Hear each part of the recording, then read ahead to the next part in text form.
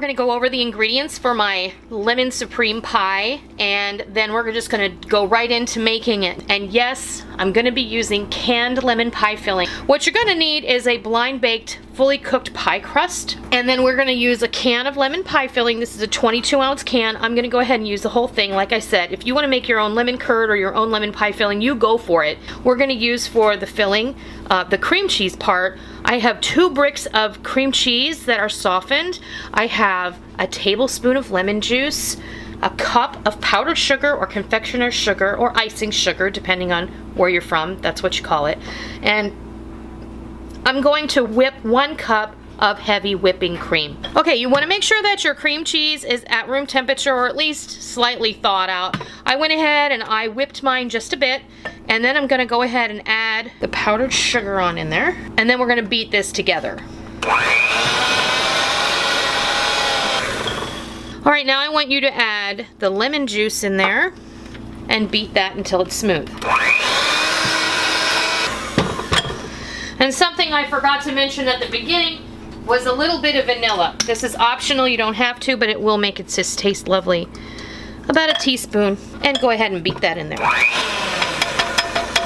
Okay, now we're gonna set that aside, and what we're gonna do, I'm gonna go ahead and I'm gonna whip this 1 cup of cream.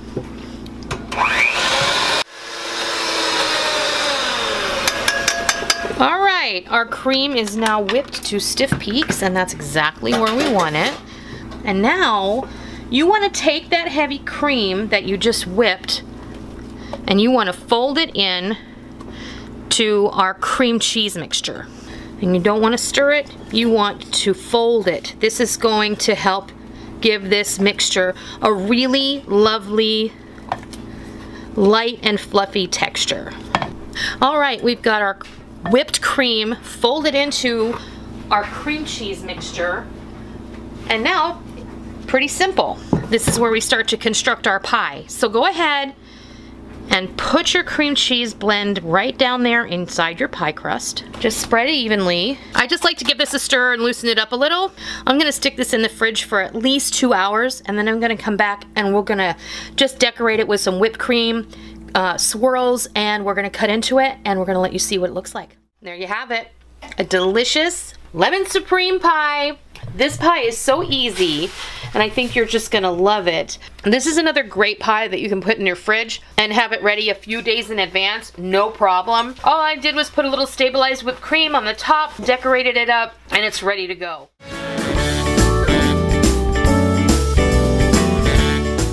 Today we're gonna make a really simple Thanksgiving dessert, or you know, it can be for any time. We're gonna be making this really delicious, no-bake pumpkin cheesecake pie.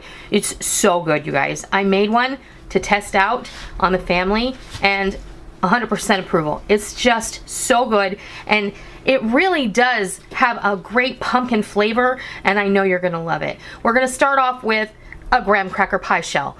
Now, for those of you who are more experienced, please feel free to make your own graham cracker shell or shortbread shell, or even you put this in a blind baked pastry shell, up to you.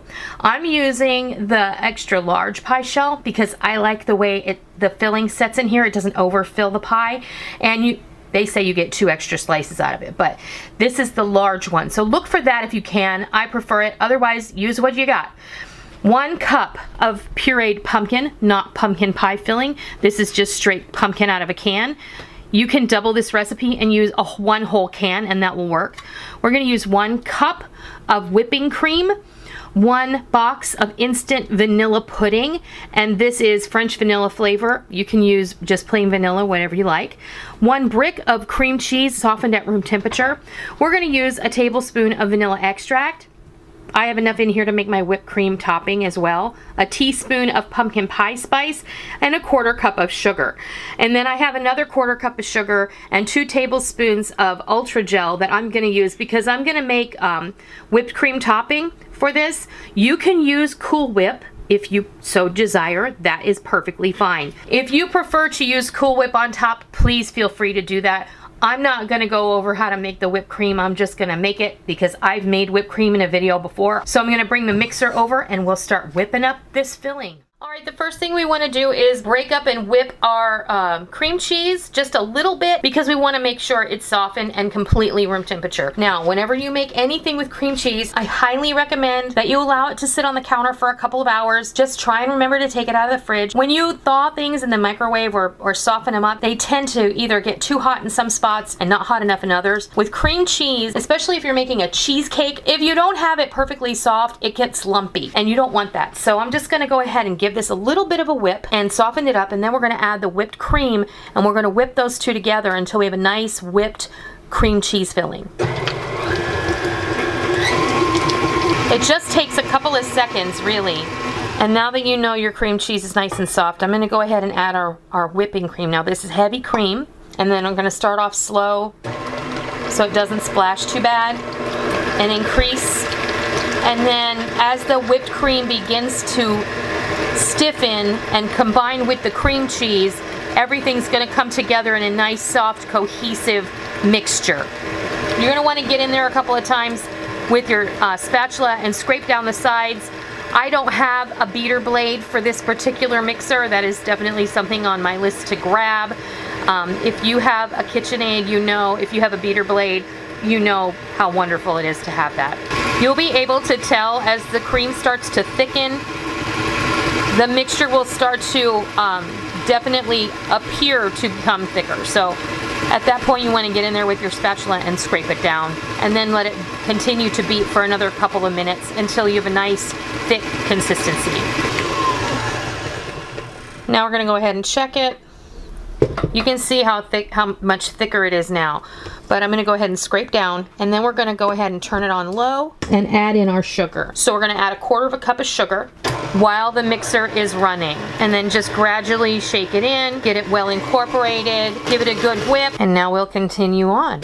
Next thing we're going to add is our pumpkin and our vanilla instant pudding, and we're going to beat this slowly until everything's mixed well, and then we're going to kick it up a bit. But right now I'm going to add half of my vanilla extract, and I'm going to go ahead and add my pumpkin pie spice in here, and then I'm going to crank it up just for a moment. That pudding is going to help bring this filling together, and that is your filling. Say what you will about no-bake pie, making something simple is always the best course of action. This can be made a couple of days in advance, stick it in your fridge, and then it'll be ready on the day of your big meal. I'm going to get in here and scrape down. Now we're going to build our pie. Okay, here we go. I went ahead and I put this in a separate bowl because I mixed up my whipped cream topping. You guys, if you get little flecks of cream cheese that didn't blend in all the way, because you know the way those bowls are done, don't worry about it. It's no sweat. Spread it out in here, nice and even. I went ahead and I put my whipped cream in a Ziploc bag, and I cut the corner off. I'm using a 1M tip. So we'll just go ahead and pipe a nice border around the edge. And as a finishing touch, I'm just gonna go ahead and put a little bit of pumpkin pie spice in a colander and tap it over. And there's our no-bake pumpkin cheesecake pie, all ready to go. So I'm not gonna cut into this one, but I have the one that I made the other night. It doesn't have pretty piping on the top because I just slapped the whipped cream on top with a spatula, and you can do the same thing also. Don't feel like you need to do what I did. I'm gonna cut a slice of that, I'm gonna bring it over, and I'm gonna show you what it looks like because it is super delicious. Well, there you have it. I cut you a slice of the pie I made the other night, and I have our finished pie that we made here in the video, and it's just beautiful. Give it a try. Simple ingredients, not super expensive, and you're good to go.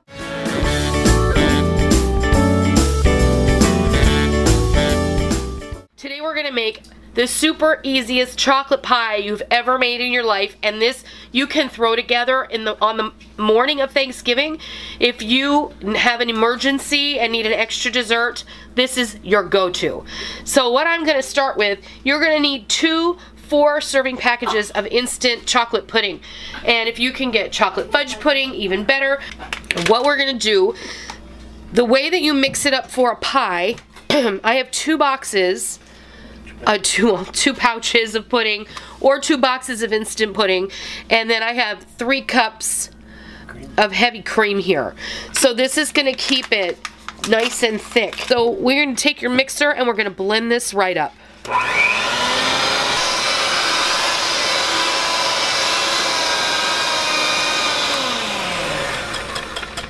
On the box of pudding, if you're using a traditional box of pudding, it will usually give you instructions for the pie filling recipe as opposed to the pudding recipe, and that's what you want to follow. And I think generally on the box it tells you to add more milk for pudding than it does to add for pie. So, and then what we're going to do is just pour this. Now this is your choice. I have chosen a chocolate cookie crust, and I also purchased it from the store. This is entirely up to you, okay?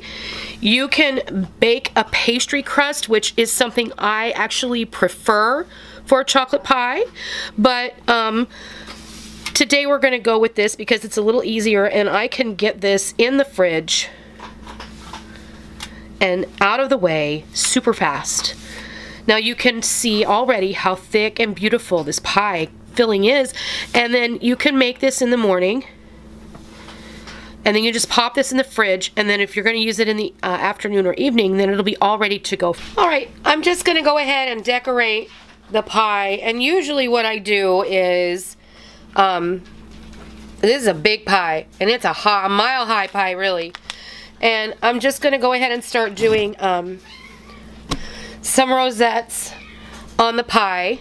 Okay, I'm just gonna take and do a little bit of shaved chocolate on the top for decoration. And this is just a Toll House bar. I just have a couple of squares of this chocolate. It's probably like an ounce or something. If you have some semi-sweet baking chocolate, or even some mini chocolate chips, that'll do, or whatever.